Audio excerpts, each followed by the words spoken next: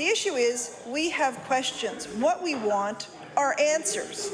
And to say to us, you have to propose amendments when we feel that there are issues around this bill is a bit of a chimera, I guess.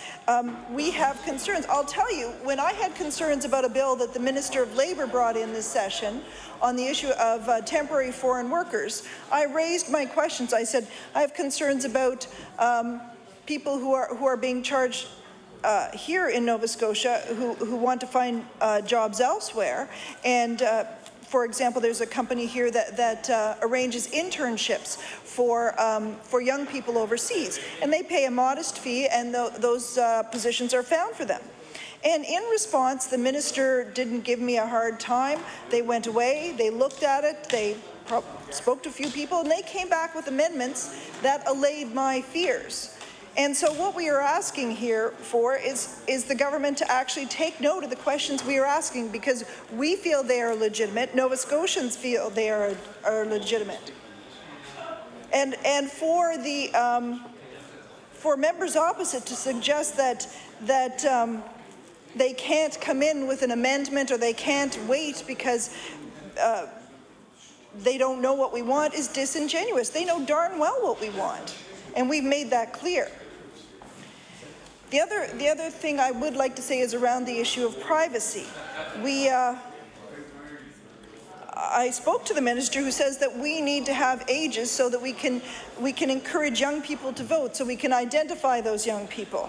And there is a simple way to do this without asking for their private information, and that's to actually teach them civics in school, so they have some indication of how our government system works and why it works, and what it does and what it doesn't do, and the separation of, I was going to say the separation of church and state, but what I mean is Section 91, Section 92 of the Constitution Act. They will get enough information to understand what they're doing when they go to vote and why it's important. And to suggest that simply by identifying young people and saying, well, we're going to get them to vote because they're young people, to me is not doing the job. We should be teaching our young people civics in school. So if we did that, I think it would go a long way towards encouraging young people to vote. Madam Chair, privacy is important to Nova Scotians. Now, the government may not care about that issue, and the third party may not care about that issue, but we care about that issue. And in fact, the CEO of Elections Nova Scotia has indicated that she cares. The statement yesterday by the CEO of Elections Nova Scotia indicated Bill number 59 includes provisions directing the Chief Electoral Officer to provide registered parties and candidates with a unique identifier, which is a number assigned by ENS to each elector for our administration purposes during an election, the year of birth of an elector, and information regarding whether or not the elector is voted. And she goes on to say, the date of birth is private information that is not currently given to registered parties or candidates. It is used to confirm the identity of an elector within the register of electors and, under certain circumstances, used by election officers at the polls. We have concerns, she said, about the effect of releasing this information with respect to our agreements with partners, including Elections Canada, and are examining that possible effect currently. So she's in the middle of examining it. She is not through examining it and ramming this bill through for no good reason, because we all know, despite the concerns of the member for Citadel Sable Island, that the government is not going to fall anytime soon unless we have a mass defection, and I don't foresee that happening. Well, she also goes on to note, whether an elector has voted is information provided to recognized parties and candidates during an election, for example, at the end of the advance polls, to help parties and candidates identify their supporters go to the polls. While the utility of this information during an election is evident, it is less evident after or between elections. Elections Nova Scotia does not currently track individual electors' voting history or keep that information from election to election. And my question here is, again, why do we suddenly need to do this? Now, the minister indicated to me yesterday outside that it would make the jobs of political parties easier. I'm not sure it should be made easier. I'm not sure we shouldn't have to work to get that information, and we should have to have our volunteers in the polls. It makes it easier if you don't have a ground game, I can tell you that. I don't think we should be doing it for that reason. It smacks to me of Big Brother, and I'll bet you there are a lot of Nova Scotians who feel the same way too. We were told that the amendments were related, that the governing party brought in were related to third-party advertising. These have nothing to do with third-party advertising. What they have to do with is interfering with the privacy of Nova Scotians, and it is not necessary. We will have, if we bring this in, it will have the effect of turning more Nova Scotians off, because they already feel like the government has their noses in their business all too much anyway. So to say that we have to do this to encourage people to vote is completely not true. And as I tabled last night, what happened in Virginia was that another party got a hold of that list, and they were actually planning to send out postcards to people telling them whether or not their neighbors had voted so they could shame them into voting. Now, I think everybody should vote. I think that people fought in wars and died for our right to vote. But I would no more go around my neighborhood shaming people into voting than I would, well, I just wouldn't do it. And I do think that the governing party should reconsider their plan to ram this bill through, because it's really quite apparent that the chief electoral officer has concerns, and wouldn't it have been nice if they had bothered to check with her about that? And we have concerns. And for that reason, Madam Chair, I request again, and this is what we want, just so the Justice Minister can be clear, I request again that the government shelve this bill until such time as the Chief Electoral Officer can study it and report back and give us her indications of how she feels about the changes to this bill. Thank you. Wants to speak to. I recognize the honourable member for Preston. Thank you very much, Madam Chair. I just want to bring up a couple of issues that are of grave concern to me and should be indeed in grave concern to Nova Scotians. Our leader just talked about the possibility that under this new bill that the name and address and date of birth would be forwarded to political parties under this new act. Now, I don't think anybody's talked about this part of it, but I believe, number one, it's an invasion of privacy for individuals, and it may not even be allowed under the federal law. But worse than that, if you have someone's name, address, and date of birth, you can access almost any piece of personal information you want about them. Bank, credit cards, anything you want. And you hear about identity theft. Can you imagine if someone managed to get a hold of this list that had unscrupulous ideas and took this list and started to go through it and set up credit cards or take advantage of credit cards and people's names and indeed take people's identification, which I understand in some places it's a business selling people's identifications, so they can do criminal activities around their information. This would give them enough information to do that. Can you imagine getting a list of everybody in Nova Scotia and all this information available to criminals? I'd ask the Minister of Justice about that, how he thinks about that, what he thinks about that.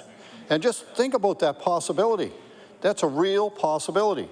And if someone doesn't think it is, I mean, even with people throwing out information in the garbage with information on it, this is even worse. This is a possibility that someone could and probably would over time, because someone would slip up and the information would get out there, out in the public domain, and all of a sudden all this information would be available. So it'd be an unlimited supply of people's names, addresses, and birth dates. You could access personal information and indeed cause some very serious financial problems for individuals. You see, the identity theft problem is getting worse and worse and worse as technology moves forward more and more. So you provide a list of this to the right or the wrong people, I should say the wrong people. This could be a very serious concern to people. And just mark my words as we go forward on this. And my honourable colleague from Digby brought a good point up last night that it probably could identify who voted and how they voted. Well, quite honestly, after running 8 different elections of my own and working on probably double that many prior to that, you pretty well know during the campaign most of the people, if they voted for you or not. You don't really necessarily know who they voted for except the ones you've identified. But if you have a list sent to you and says, you know, these are all the people identified and some of the people you might have missed, you can very quickly go down through there and you might actually be able to tell who voted. Now that's going to turn a lot of people off because this should be really a private thing that a person keeps to themselves or within their family of how they vote. Now some people don't mind talking about it, but most people don't. And if that does anything to deter people from voting, I think it's a step backwards. And it makes you wonder why this party would want to do that. Maybe they want people not to vote, certain segment of the population not to vote. Maybe they have some friends in organizations, especially the NDP, that would vote regardless, and hopefully that those are the only ones vote and they would ultimately keep power. Who knows what the goal is behind that change. And we talked about over third-party advertising, and it does, and I talked about that yesterday, it does give an undue control over the process with third-party advertising, when indeed we've seen examples of that in recent election federally. So when you see, and we've seen it last time in the provincial election here, as people outside the party structure advertise. So it really has to be controlled, and the funding in that has to be controlled. And I don't see that in this bill. No, this bill, it should be a bill, the one bill in the province, that people, all the parties should agree to. Because it's our goal to get elected, it's our goal to represent people properly, and it should be a bill that has full cooperation of all parties. Because at the end of the day, if it isn't written properly, somebody will suffer. Some party will suffer. It could be the NDP, could suffer because of this bill. And when the time comes, you'll be wondering why the bill was written this way. We go to an election and lose. We talked yesterday about the many members on the NDP benches that will probably lose the next election and have a hard time finding a job. And it's anyone that does have a job now outside of politics, I'd suggest you keep it, because you'll have a hard time finding one afterwards. So, you know, I can't understand why you would even entertain ramming the bill through without going through and giving it time. Even the chief electoral officer feels there's difficulties with it. And that's very unusual when we talk about a bill like that. Usually someone that's connected with the province doesn't speak out on this, a bill ever. But in this case, there was, and I share her concerns. You know, as time goes on, we're going to see what the real story behind this bill is now and in the future. And I surely hope it's not to the detriment of democracy in Nova Scotia and not some hidden agenda in there that without the proper time to review the bill and wait till next fall to go through it, that we're going to find out, very sadly, during the next election, maybe an election after that, what was really hidden in this bill. And someone's found a process of getting around something they shouldn't get around.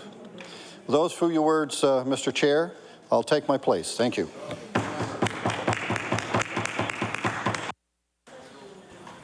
Any further speak? Shall clause 1 carry? Shall clauses 2 through 41 carry? Shall Clause 42 carry? The Honourable, the member for Richmond. Thank you, Mr. Chair. On Clause 42, this is where we start seeing some of the changes that are taking place on the amendments. When you look at Clause 42, subsection 2E, it states an indication whether the elector voted in the previous elections commencing with the general election held on June 9, 2009. This is one of the issues that has been raised by our leader, has been raised by our caucus as to whether this is appropriate.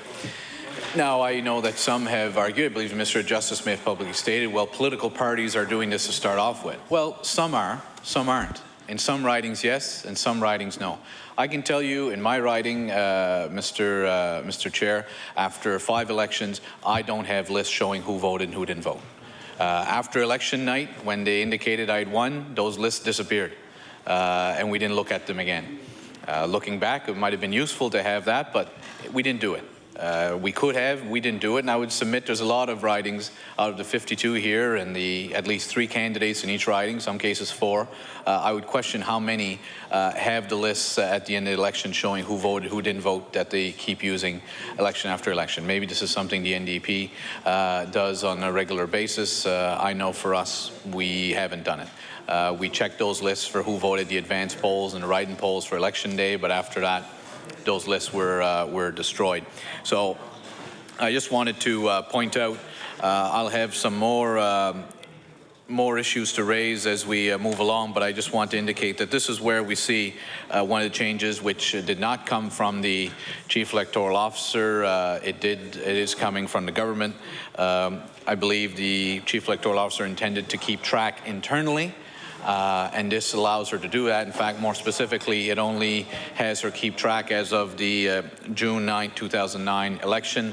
But at this point, from this clause, this is still information that would be held internally. So we certainly have concerns about this, but at this point, from reading these clauses, this is still internal information, so we're not opposed to the Chief Electoral Officer keeping this own information for her own use and the use of her staff. But I will certainly rise again on Clause 44 to speak as to further change regarding the use of this information.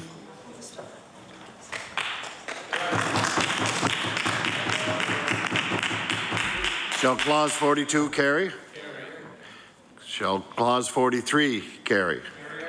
Shall Clause 44 carry? The Honourable, the member for Richmond. Thank you very much, Mr. Chair. And this is where we see the significant change that has been imposed in this bill by the NDP government. And I'll read it. Clause 44, subsection 1, notwithstanding the Freedom of Information Protection of Privacy Act, the Chief Electoral Officer shall disclose, subsection A, to each registered party the information described in subclauses 42, 2A, 1 to 3. So what is 1 to 3? 1 to 3 is, number 1 is residential address, number 2 is the mailing address, number 3 is the legal name. So that's what we get now, or that's what we've had up to now on the lists given to political parties and given to candidates. So that's up to that point, we're fine. But it's also the amendment from the government says, and clauses 42 subclause B, 42 2 subclause B and E. So what's B and E? First of all, B, 42 2B, is a unique identification number assigned by the Chief Electoral Officer. I'm not sure if that was put on before or not. I don't think that's of great concern. But when we look at E, E is where it would be an indication whether the elector voted in previous election commencing with the general election held on June 9, 2009. So right now, the way the lists are provided to the parties is I believe you might have the voter identification number, then you have the polling district that they're in, then you have their residential address, and then you have their full legal name. And you might even have the mailing address as well if they're different. That's it. So now, this amendment is going to add whether they voted or not. The other part of this amendment is it says, and the year of birth of the elector for the member's electoral district. So that again is something that was never provided before. So now you will see the number, the individual number for the elector, what polling district they are in. The polling district, I should say, I think it's also broken down to riding. There's a number for the riding. Then there's a number for each polling district within the riding, which would be there next to their, on that line. Then you're going to get their mailing address, their full legal name, whether they voted or not in the previous election, and the year they were born. That's information that wasn't provided before, whether they voted or not and the year they were born. That is something that this government has decided to add. It's something I believe the Chief Electoral Officer has indicated today that certainly did not come from her office. It was not a recommendation from her office. I've seen no indication that it was a recommendation from the PC caucus, and I can certainly advise you it is not a recommendation that came from the Liberal caucus office. So this is clearly a government amendment. We've yet to receive a true explanation of the purpose of this. I can tell you, Madam Chair, in my 13 years, if there's one issue that people are very private about, it's their age, it's their date of birth. And while their date of birth may not be included here, I can tell you their year of birth is certainly going to cause great concern. In fact, I remember last, I believe it was 2 elections ago, I had a veteran and the enumerator wanted to know his date of birth or would not register him on the list, and he refused. And you know what? For someone who fought for our country, if he didn't want to give his date of birth, I didn't think he had to give his date of birth. That was my take. The thought that he would have been refused the right to vote because he didn't want to share with a stranger at his doorstep what his date of birth was and what year he was born, I think he had every right to not want to give that information. And again, I think the question he should have been asking is, how is it that government doesn't know that already, based on the permanent list that we have been using right now? So just looking at some of the reactions that there has been, both in the media and some of the discussions that we have had, this is something which I believe the government has underestimated the reaction from Nova Scotians as to having on this list their year of birth and whether they voted or whether they didn't vote. This is something that was never put for discussion in front of Nova Scotians. It was not put for discussion in front of the opposition parties in this House. Secondly, this was something that was included, these amendments were included in the 18 pages of amendments that came for the changes to add third-party advertising. So, Madam Chair, it's for those reasons. I think we've heard the Chief Electoral Officer question whether she can even provide this information based on the agreements she has with the federal government to obtain information from Revenue Canada and other agencies towards the permanent list of electors. So the government has yet to indicate how they're even going to get around that. Today, when the media asked the Premier, well, the Chief Electoral Officer has some concerns about this, the Premier's response was, well, we have a difference of opinion, and that's it. Well, Madam Chair, when it comes to elections, if the Chief Electoral Officer says she has concerns, I think all of us should pay attention. And any time Nova Scotians see that an elected official is saying we have a difference of opinion and it's going to be my way, they should be concerned. Very concerned. Because again, this act must be seen to be impartial. It must be seen to work in the best interest of all political parties if we're going to have a strong, well-functioning democracy. Having the Chief Electoral Officer not giving her blessing to this change is of concern for me, and certainly concern which I believe that our leader and many members of our caucus have expressed on a number of occasions. And we're now hearing from Nova Scotians who are realizing exactly what type of their personal information is going to be provided to political parties and candidates come the next election. So as a result of that, Madam Chair, we will not be supporting clause number 44 for the reasons that I have provided, and certainly look forward to a vote on this specific clause. Shall clause 44 carry? Recorded vote. A recorded vote has been called for. Ring the bells, please. Do you know how long you'd like to see the bells rung? until the whips are satisfied. Thank you.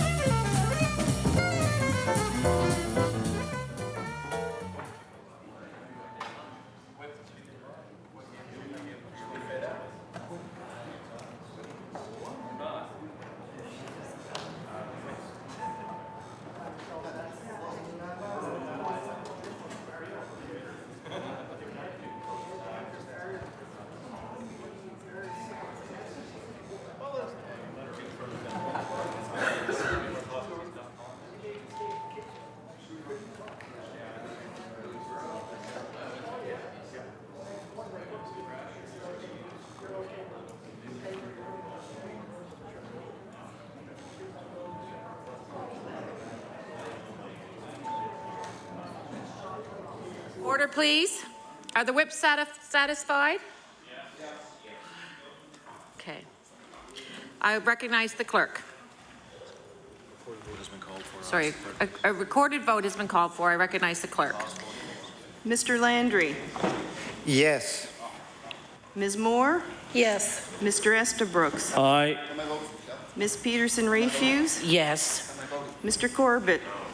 Yes. Mr. Dexter. Mr. Steele. Yes. Ms. Maureen McDonald. Yes. Mr. Paris. Yes. Ms. Jennings. Yes. Mr. McDonnell. Yes. Mr. Beliveau. Yes. Mr. Prera. Yes. Ms. Zan. Yes. Ms. Conrad. Yes. Mr. Wilson. Yes. Mr. Parker. Yes. Mr. McKinnon. Yes. Ms. Raymond. Yes. Mr. Smith.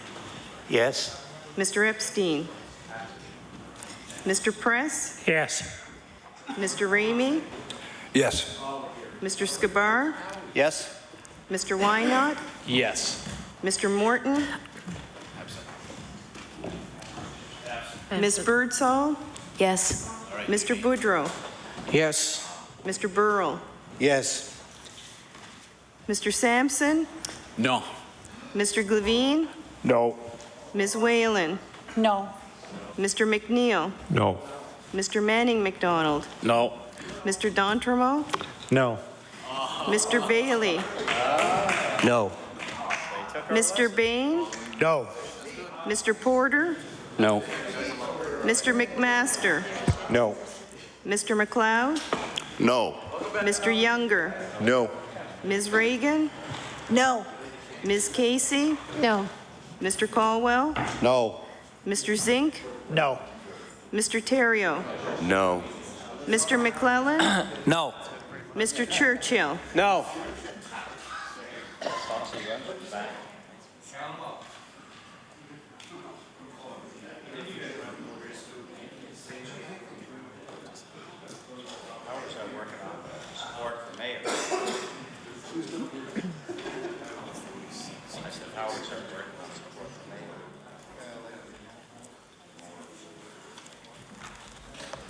The chair recognizes the clerk. Those in support, 26. Those opposed, 19. The clause carries. Shall clauses 45... Thank you. I recognize the honourable member for Richmond. Thank you, Madam Chair. So clause 44 is clearly passed. May I suggest that you call for the passage of clauses 45 to 57, to 56, I should say, 45 to 56. Thank you. Shall clauses 45 through 56 carry? Carried. Shall clause 57 carry? I recognize the Honourable Minister of Justice. Madam Speaker, clause 27, subclause 57, page 27, subclause 57, subparagraph 2, line 3, delete and. I recognize the Honourable Member for Richmond. Thank you, Madam Chair, and just being of assistance to my good friend, the Minister of Justice. This is just the duplication of the word "and." It's used. It should have been struck out when the amendment was made. So this simply strikes this out. And if I can suggest to the Minister as well on on page 27, subclause, as well on clause 57. If you go down to line 3, you have to delete the word "and" as well under subclause 4. And as well, if you're reading along, you'll see in the underlined portion under 57, subclause 4, where the word, it says an indication of whether the elected voted in the current election. The word elected should be changed to elector. So I would suggest that all those 3 amendments for page 27 be moved as one. Agreed. Is it agreed? So moved. The motion is that clause number 57 be amended as presented. Is it agreed? Agreed. Shall the clause 57 carry? Carried. As amended, carry? Carried. The motion is carried. Shall the remaining, thank you. The honourable member for Richmond. Madam Chair, and it's been a long time since we've done this, so this is for those who haven't followed along before. Those who are at home, I'm sure it's mass confusion, and there probably is mass confusion here as well, but may I suggest that you move, I believe you can ask for the question on clause 58 up to clause 355. Oh, you... 85, so clause 58 to clause 285. Yours 285, so it should be 284 up to clause 284. Shall clauses 58 to 284 carry? Carried. Shall clause 285 carry? I recognize the honourable member for Argyle. Thank you very much, Madam Chair. We noticed within this act that there was really no power for the. Oh yeah, please just distribute those. Yes, there was really no power for the electoral officer to really stop any third-party advertising, except create a fine for after the election, when, of course, all the damage or not would be done. So what our folks have asked us to put forward is a power of injunction. And I'm just repeating those now. And basically is that during an election period, after taking into account the nature and seriousness of the act or omission, the need to ensure fairness of the electoral process and the public interest can apply to a judge for an injunction described in subsection 2. And it pretty much reads, where judge on the application by the chief electoral officer under section 1 is satisfied that there are reasonable grounds to believe that a person has committed, is about to commit, or is likely to commit an act or omission that is contrary to this act, that the nature and seriousness of the act or omission, the need to ensure fairness in the electoral process, and the public interest justify the issuing of the injunction. So again, this is pretty much being able to stop a third-party advertising if it's identified to the chief electoral officer. The rest of the amendments, as you see, there's a few subsections. Refrain from committing an act that it appears to the judge is contrary to the act. Do any act that appears to the judge is required by this act, and no injunction may be issued under subsection 2 unless at least 48 hours notice is given to each person named in the application, or the urgency of the situation is such that service of notice would not be in the public interest. And then a few of those extra clauses are renumbered in order to fit this new clause 285. So I think that's as good an explanation as I can give on this one. I recognize the honourable member for Richmond. Thank you, Madam Chair, and I just wanted to advise that the Liberal caucus will be supporting this amendment. We indicated at law amendments initially the government had voted down this amendment. For those who are curious as to how this has all evolved, both the member for Halifax Shabukto, I believe, and the member for Halifax Citadel Sable Island spoke against this specific power. What it does, in essence, is that if a third party, any third party, from the day the election is called to the day the election is over, is conducting an activity which is deemed to be contrary to the Elections Act, this gives the election officer, chief electoral officer, the ability to apply for an injunction to make the activity stop.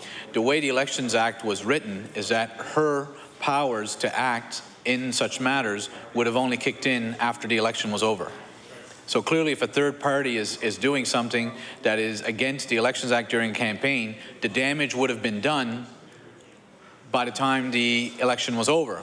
So this actually gives the authority that should there be a third party carrying out some activities that is contrary to the Act or anything else in the Act that's deemed to be contrary, this gives her some powers to take immediate action and have the matter stopped or the activity stopped as deemed necessary. So clearly, if we look at what happened in the last campaign with the issue of donations being made to the government party that had to be returned, but in fact weren't actually cashed until significant periods later, that's an example of how things can go wrong, and we need to make sure a chief electoral officer can do whatever necessary to put an end to such activities, and 48 hours notice is certainly lengthy enough to get an individual or organization or third party to put an end to their activities. So we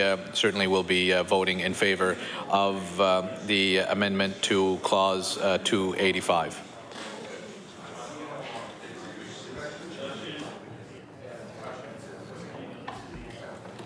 Shall the amendments as set out on sheet CWHB PC-1 carry? Shall clauses 285, 286, and 287 carry? As amended, carry. Carried.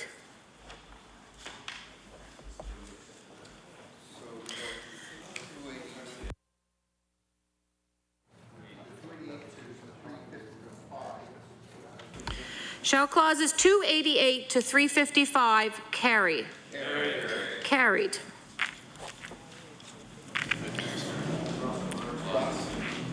I recognize the Honourable.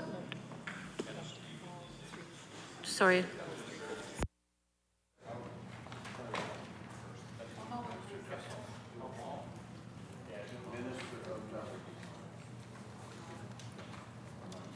Okay.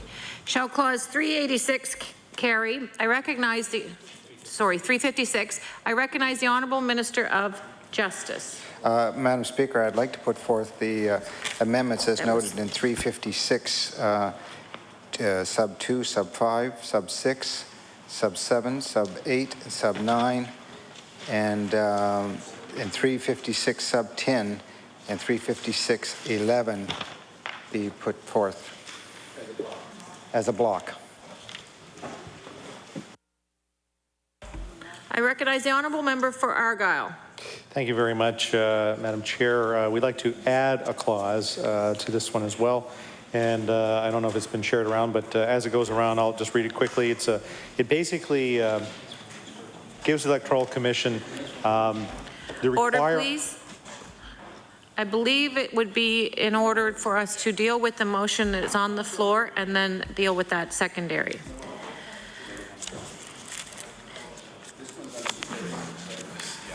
Okay.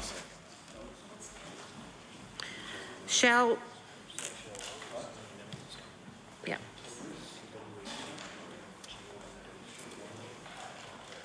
Okay. Shall all amendments on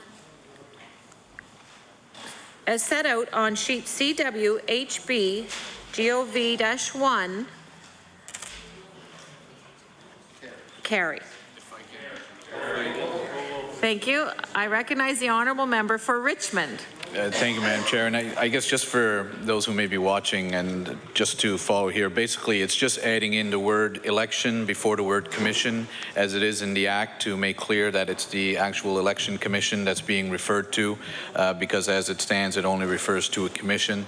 And then there's another one deals with changing the word registered party to recognized party. So just for those who may be interested in what these changes are, these are basically just adding in a word for better clarity of what's being referred to, and as a result we certainly don't have any issues with the particular amendments put forward by the Minister of Justice. Thank you. I thank the member for the clarification. Shall the remaining clauses on that sheet carry? Carried.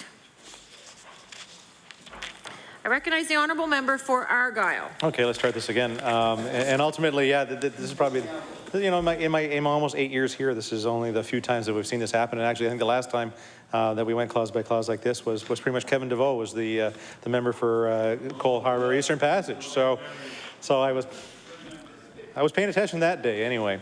This one is clause 356. We're asking to add a subclause 12. And basically what this will do is we'll get the election commission or mandate them to consult with a disability organization or associations or such individuals as it considers necessary to make recommendations or advising Chief Electoral Officer in respect of matters pertaining to the accessibility for persons with disabilities. So basically, how many times do we hear from individuals with disability that can't access a polling station, even though there seems to be a ramp, but maybe the door doesn't open the right way, or there's a lip in the way, et cetera, et cetera. There's lots of barriers, even though we sort of say it within legislation to access polling stations. There are many times when we as MLAs or as candidates are contacted and being told that I tried to go vote and I couldn't get in.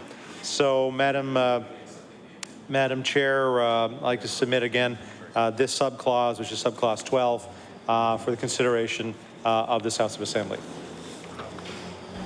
I recognize the honourable member for Richmond. Thank you, Madam Chair, and we'll certainly be supporting this amendment, but with a certain level of disappointment, because it was my understanding that the PC caucus had initially requested that a member of the Electoral Commission be someone from the disability community in Nova Scotia, and somehow the government has watered that down now to being instead to consult a disability organization or association.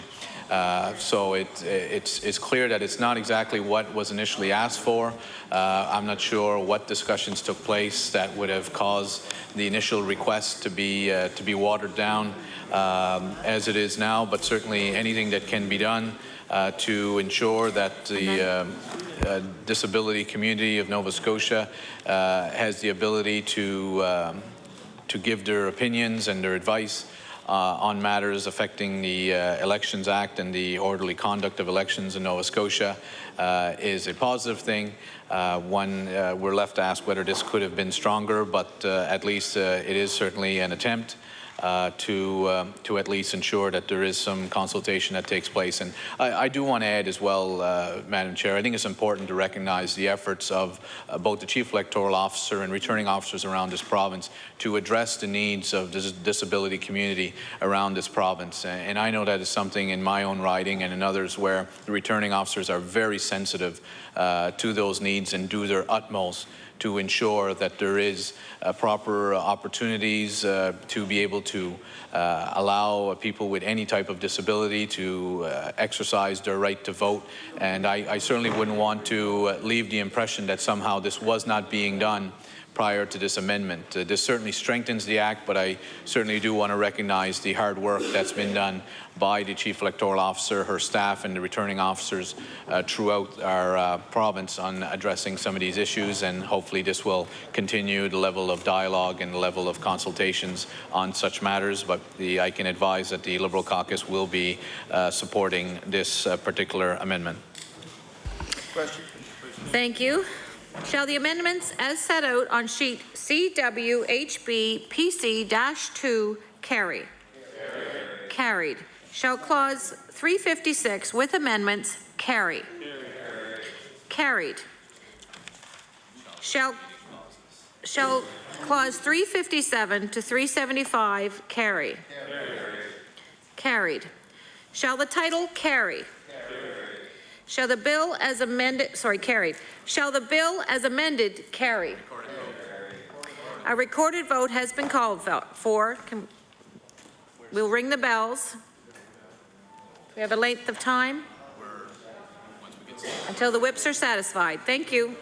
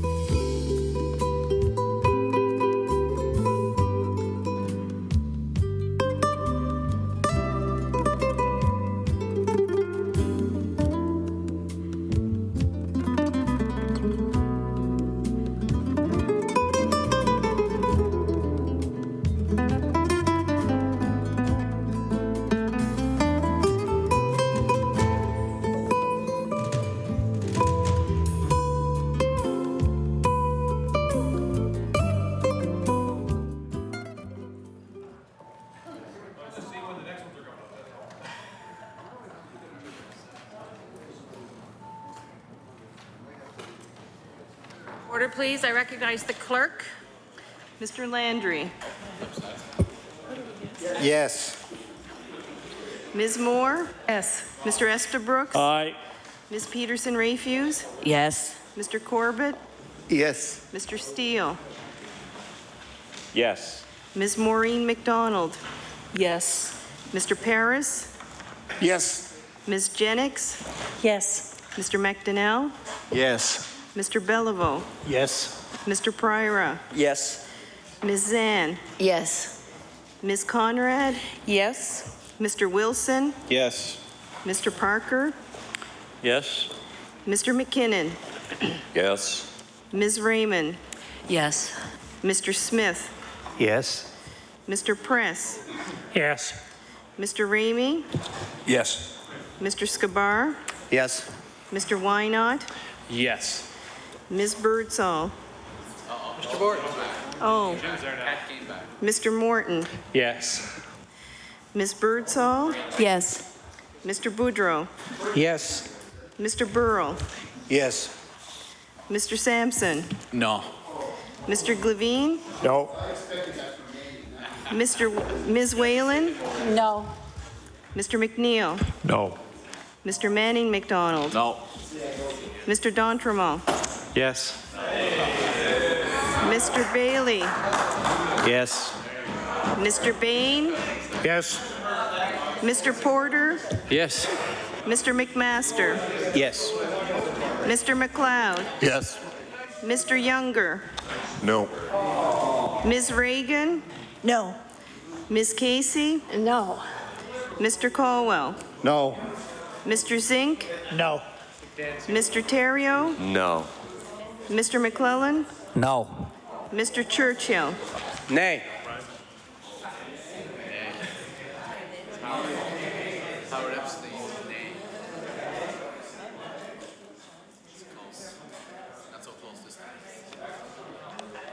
Something to 13.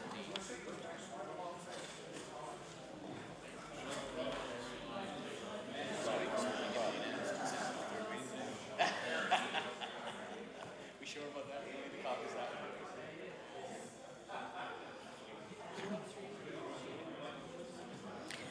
I recognize the clerk. Those in support, 33. Those opposed, 13. The bill as amended is carried. I recognize the government House Leader.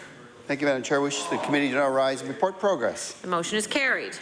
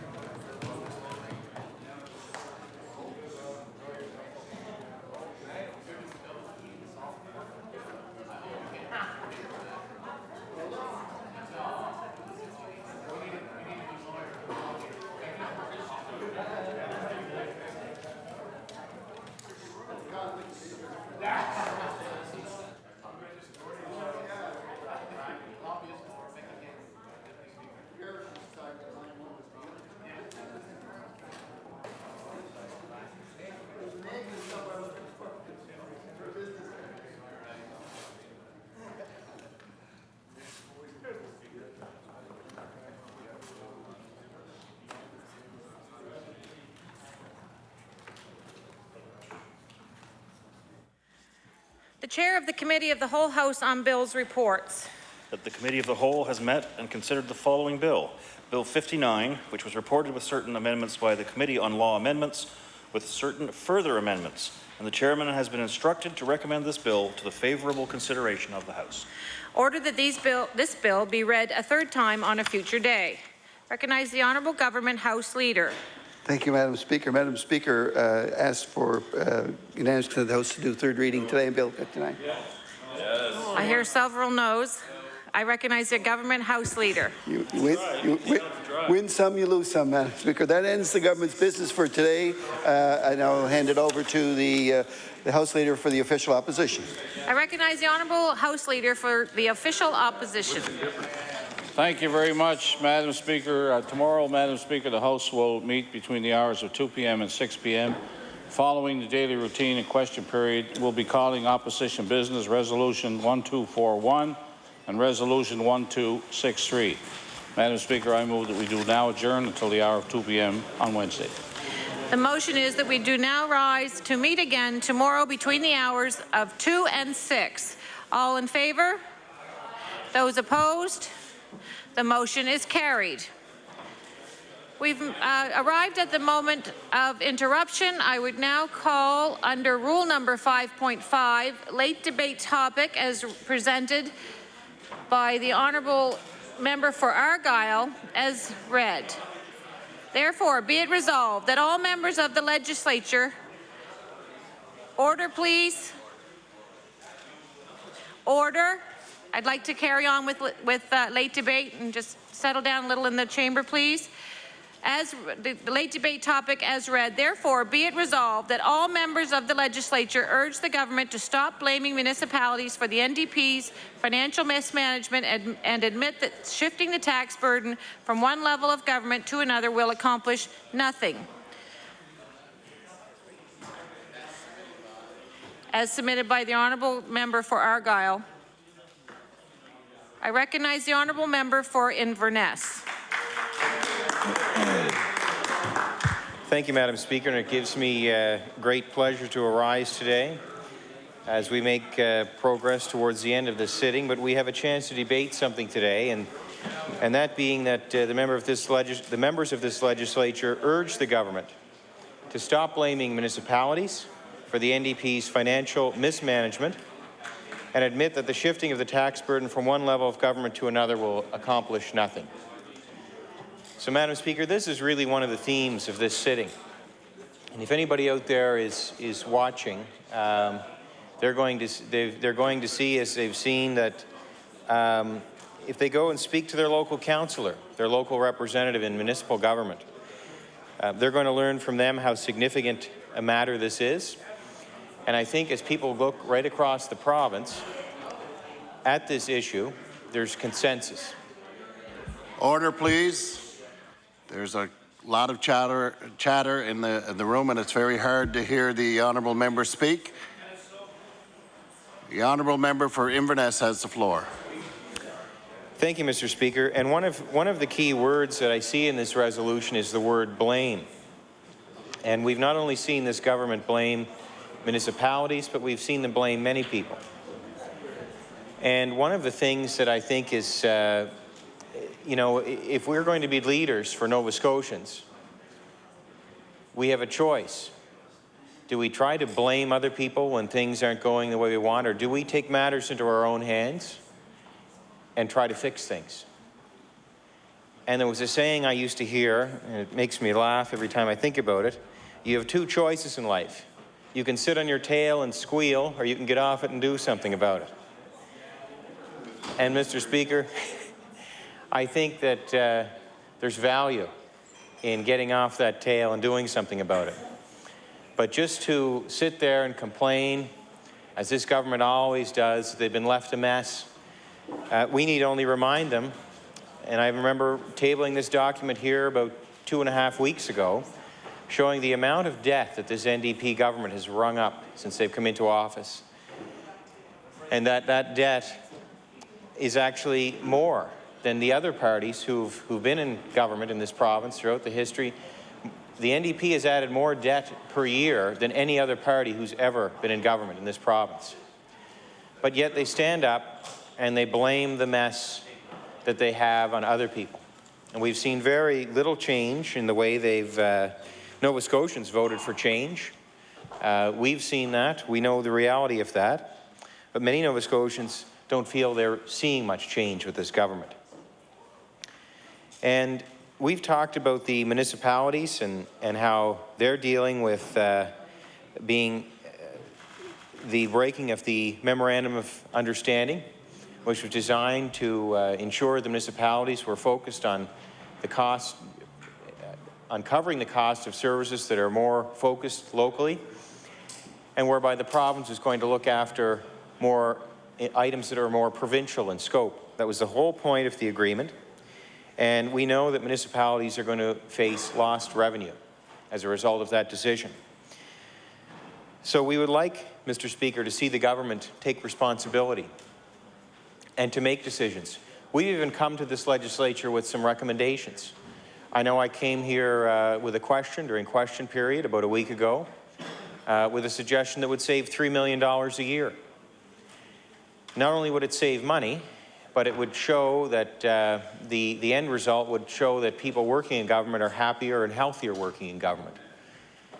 And I was trying to raise the point that if we can improve the environment, the quality of life in the workplace for people working in government, we can help to reduce the incidence of sick days. Because we know, Mr. Speaker, that a lot of sick days are as a result of people experiencing stress in the workplace. And people can get sick from feeling stress. So I thought that's a good, practical example of how this government can save money.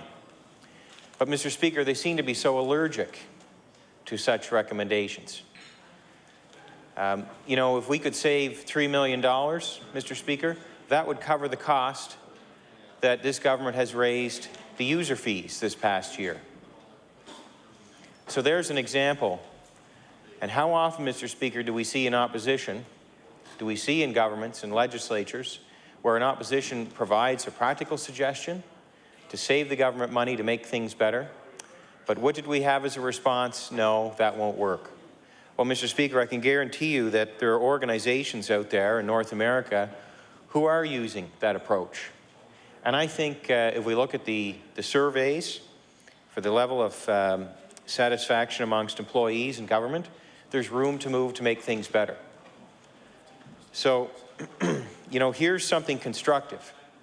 Here's getting off a tail instead of sitting on a tail and squealing. Here's an example of doing something constructive, and instead of blaming other people, which we hear constantly during question period and in our debates here in the legislature, this government should stop trying to point fingers and blaming people. It should take responsibility. They've been given a wonderful opportunity. Nova Scotians have placed in their hands a majority government. There's an opportunity to show leadership. And, Mr. Speaker, leaders don't complain and they don't go around blaming other people. I believe leaders, especially in an opportunity where you have majority government, you have a chance to make a real difference.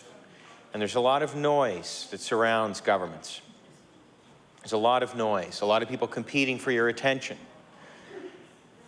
Every day, there's new people coming, trying to impose their ideas. You have it internally within government. People competing for your attention, trying to get you to do things. But that's where the focus comes in to get to work to make things better for Nova Scotians. So, and I believe, Mr. Speaker, instead of, it was the resolution that we're debating tonight, instead of,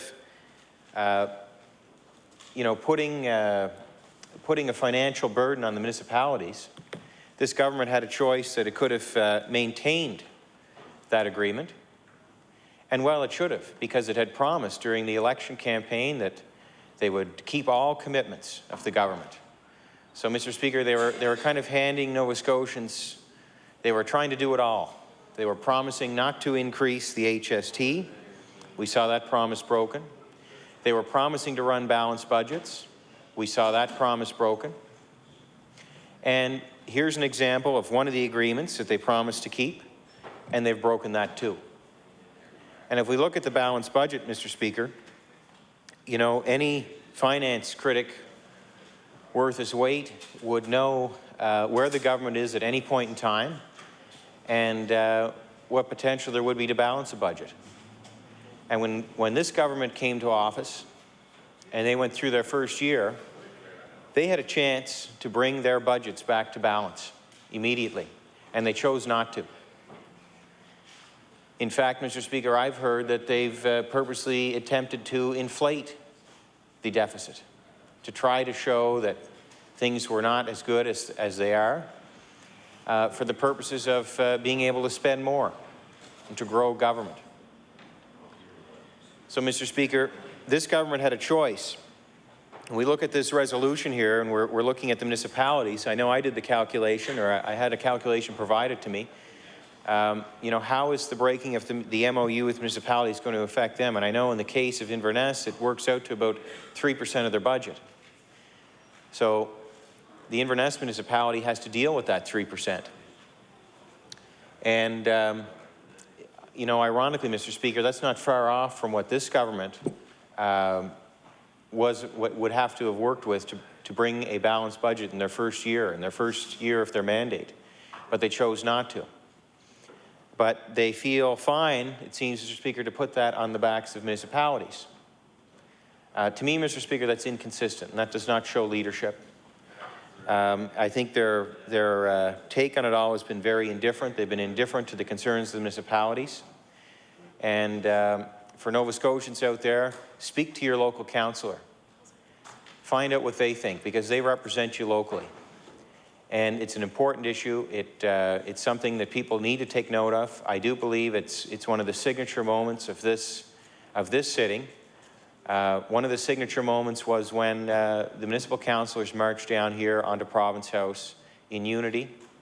There was consensus, and there was a strong sense that the government was making a... Order, please. Member's time has elapsed. The Honourable Member for Queens. Thank you, Mr. Speaker. I rise to speak to tonight's late-date debate topic, the changes to the municipal funding agreement that Minister McDonnell announced in March. I'd like to thank the members of the House for the opportunity to speak on this topic, which I have been following very closely. Mr. Speaker, the changes to this agreement were necessary and fair. Back in 2007, the province agreed to gradually take over municipal contributions to correction services and public housing, and to limit the increases in the amounts that municipalities contribute towards education to the Consumer Price Index. This agreement was made at a time, Mr. Speaker, when the province was flush with offshore revenue and the economy was strong. All members of this House know that that's not the case today. To date, this agreement with municipalities has cost the province about $21.5 million. If government had continued with this funding arrangement until its scheduled expiry in 2014 to 2015, it could have cost the province more than $100 million. Mr. Speaker, the province simply cannot afford this agreement anymore. The agreement itself anticipates that possibility. Mr. Speaker, there is a clause in the Memorandum of Understanding signed by both the province and the Union of Nova Scotia Municipalities that says, and I quote, "The UNSM and the municipalities acknowledge that unforeseen costs or revenue losses may impair the province's ability to achieve its commitments as expressed in this memorandum, and that in any event, all are subject to the appropriation of the necessary funds by the legislature." So you see, Mr. Speaker, the government of the day knew it might not always be able to afford this agreement. Municipalities will still be better off after the changes are made than they were before the agreement. First of all, they got a year's notice of the amendments. For this entire fiscal year, no changes will be made. That's better than the situation that health boards, school boards, or universities are dealing with. District health authorities had their budgets held at last year's rate without notice. Universities are dealing with an approximately 4% budget reduction this year. And school boards, Mr. Speaker, are seeing their budgets go down, which is consistent with dropping enrollment. All those changes took effect immediately, Mr. Speaker. We worked hard to give municipalities a full year to plan. When the changes do take effect, Mr. Speaker, municipalities will not be paying 1 penny more towards correction services or public housing than they were paying before the agreement. In fact, Mr. Speaker, in the case of corrections, they will be paying less. Before the agreement, municipalities were paying $17.4 million towards the cost of corrections, and that amount went up each year by the Consumer Price Index. Now, Mr. Speaker, they will be paying $14 million, and that amount will not go up by CPA, which will save another $400,000 per year. And until 2015, Mr. Speaker, the province will hold the rate for municipal contributions to education at the 2010-2011 levels. Mr. Speaker, these amendments were made with taxpayers in mind. We know that there is only one taxpayer who foots the bill for all government services. Mr. Speaker, whether they are provincial services like healthcare and education, or municipal services like snow removal and garbage collection, all these services are important to Nova Scotians. They expect government to do what it has to do to protect those vital services for generations to come. Allowing the province to continue to absorb costs it cannot afford to pay will not help municipal taxpayers. Nova Scotians expect government to get its financial house in order. They do not expect government will continue with a financial arrangement it cannot afford and put those vital services at risk. It is a priority of this government to get spending under control. Mr. Speaker, that's what we need to do to protect government services for decades to come. Government, Mr. Speaker, is looking at its internal spending. About 60% of government spending occurs outside of the civil service in places like school boards, health boards, universities, and municipalities. That means these sectors must also do their part to help Nova Scotia improve its financial situation. And Mr. Speaker, I'd like to point out that the province offers many more important funding programs to municipalities. In addition to sources of funding, municipalities across Nova Scotia will get over $92 million this year to support services and programs like libraries, policing, and sports and recreation facilities. Mr. Speaker, Service Nova Scotia and Municipal Relations works hard to support strong, sustainable communities and will continue to work with the province's 55 municipalities to do just that. Thank you, Mr. Speaker. Thank you. The chair will now recognize the honourable member for Queens. Preston, I'm sorry. The honourable member for Preston. Thank you, Mr. Speaker. It's been a long few days, hasn't it? It's with pleasure and unfortunately we have to speak on this bill. I've listened intently to the member of the NDP caucus talking about the wonderful job that the government did with this cancelling the MOU. Well, from what I can see and what I can hear in the municipalities I've talked to so far and the information I'm getting back from them, they definitely do not agree with the NDP caucus and the minister indeed that this won't cost them any more money. And I do have a preliminary report that was done by the Halifax Regional Municipality. Now, according to the Halifax Regional Municipality, the cost in 2011-12 will be $1.2 million extra. The cost in 2012-13 will be $9.6 million extra. And in 2013-14, it's going to be $14.4 million. And in 2014-15, it's going to be $19.5 million. Now, and I will table this document in a moment, but when you add that all up, you're approximately $44 million is going to cost the Halifax Regional Municipality alone for this change and the cancellation of the MOU. And when you look at that, Halifax Regional Municipality is probably the one municipality in all Nova Scotia that can absorb this, and unfortunately it will reflect on the property taxes of the people in the area. Taxes are already too high. But some of the smaller ones that I've been talking to are faced with some very harsh and difficult conditions. that this MOU cancellation is put forward on them.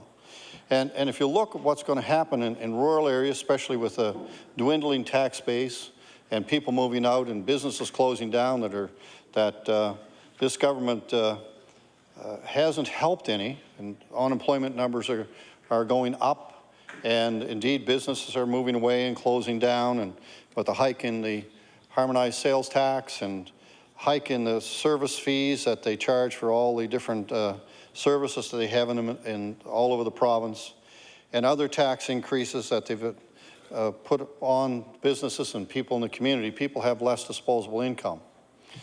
And I've talked before, in my area, I've seen quite a few people come into my office and they're actually losing their homes to the tax department because they can't afford to pay the property taxes now. So if the taxes go up, it's going to be more difficult for the people to do that. And that's just in my small community. Now, I'm sure this is playing itself out all over Nova Scotia. And as we see seniors, people that have worked all their lives to get a home, that are struggling with very limited income, to keep that home until they can no longer live there, it's a real tragedy. I mean, it's a very serious tragedy. Can you imagine the one thing that's been stable in your life is your home, and the place that you brought your children up, and the place that you worked with your husband or wife, whatever the case may be, and all the relatives in their family come to that particular place. All of a sudden, if that's being taken away by the municipality, they have no choice. Under the present provincial legislation, after 3 years in arrears, you have to sell your property, then they've got a serious problem. Probably one that will break their hearts and their spirit, and I'm sure from the people I've talked to in my area, it's a very tragic event. So anything that the province does to increase property taxes, and indeed this will increase property taxes, that's the unanimous information I'm receiving back from municipalities, and I'm going to research this more after the House rises, but anything they do to put property taxes up is going to really impede the ability of people to pay. So by the time you put property taxes up, you get the GST up, you've got the income taxes going up all the time in the province because of bracket creep. And if anyone doesn't know what bracket creep, it means every year that the income tax base goes up in the province of Nova Scotia, making us one of the highest, if not the highest, income tax regimes in the country. So when you add all those things up, it's becoming a very expensive place to live. And as people realize that, are the retired people that can afford to move, are they going to move out of the province? If indeed they do, that could mean that the income that the province, municipality, and the province could get may be reduced.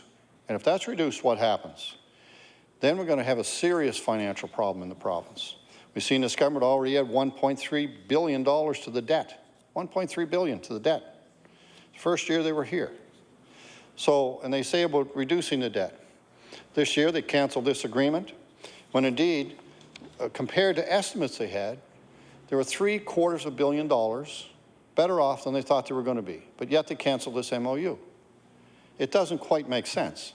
It really doesn't make sense.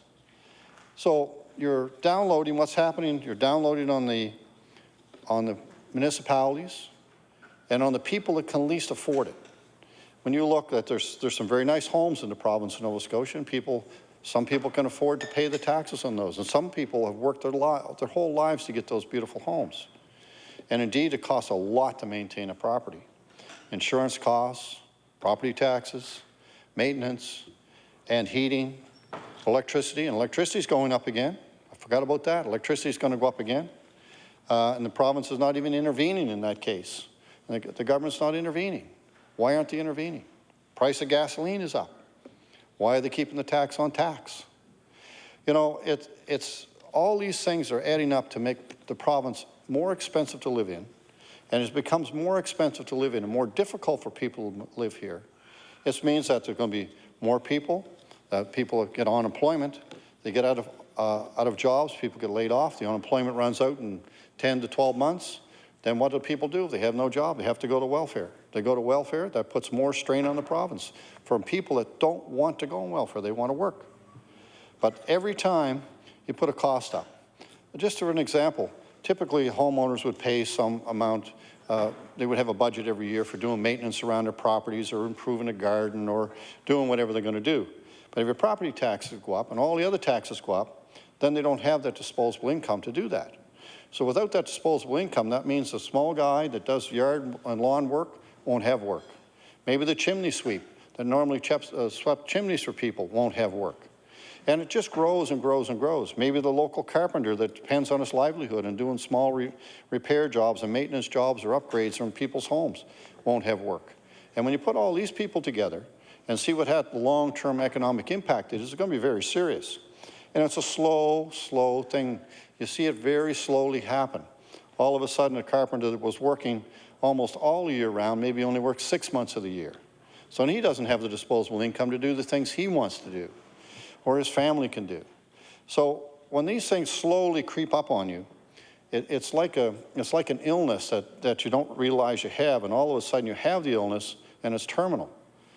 And that can happen. I can tell you from running a business, you know, everything, even if you spend $1 on something, you've got to be very careful what you do because those dollars all add up. And the first thing what will happen is you won't have the dollars to pay for the things you need to do or expand or to grow your business.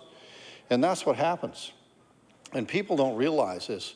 You know, with all these extra costs, and if you add these things all up and see exactly what kind of detrimental effect it's going to have on families, and it will have a detrimental effect. A lot of people don't believe this until they actually see it to happen to themselves. And they don't want to admit it afterwards. And then you see people going to personal bankruptcy. You see them have to sell their property because they can't afford to keep it any longer. Are those things that we really want to have happen in Nova Scotia to Nova Scotians? I don't think so. I'd like to see the province prosper. I'd like to see it grow. I'd like to see us be able to provide the services we should do and provide those to people. But we've got to afford to do those things. If we don't have people working in this province and working in jobs that they can make good incomes, that's not going to happen. I've talked before about even all of us here in this legislature, we do not contribute to the economy. We do not. We do not. The people that contribute to the economy are the small businesses and the large businesses and all the businesses in between that actually export something out of our province. Export something out of our province. And indeed, some of the MLAs here do have businesses, and they want to keep those because they're going to need them after the next election. And but the people that, you know, add to the economy, the people that sell things outside the province, whether it's in New Brunswick or if it's in China, it doesn't matter. But those are real dollars coming in. All the rest of us, all the people that work in all the rest of the systems that don't export anything are actually not adding anything to our dollar economy. They add to the economy very importantly, but they don't add to the prosperity in our province. We need those people to add to the prosperity and bring money in. Every dollar from export, I know in the 80s and 90s, every dollar you exported had a $7 impact on our economy. $7 for every dollar you exported. And that's from the federal government's actual numbers. So when you see a business that is suffering and having a difficult time surviving, then you wonder what's going to happen long term. So you see these things happening, it makes you wonder where our province is going. And as we continue with this, and we see so many things happen in the province, we wonder where are we going to be in 5 years, 10 years, or 20 years' time. I would like to see my family, my children, my grandchildren, and their children and grandchildren stay in Nova Scotia and make the economy prosper and grow.